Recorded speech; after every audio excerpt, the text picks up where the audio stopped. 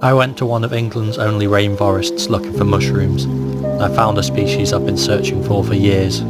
First I found this really colourful Mycena acicula, or orange bonnet mushroom.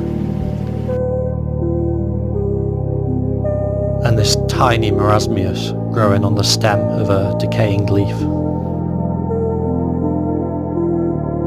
And then while looking along this stream, I came across these gorgeous honey mushrooms growing out of a fallen tree stump. And finally, I found it, the species I've been looking for. These are holly parachutes.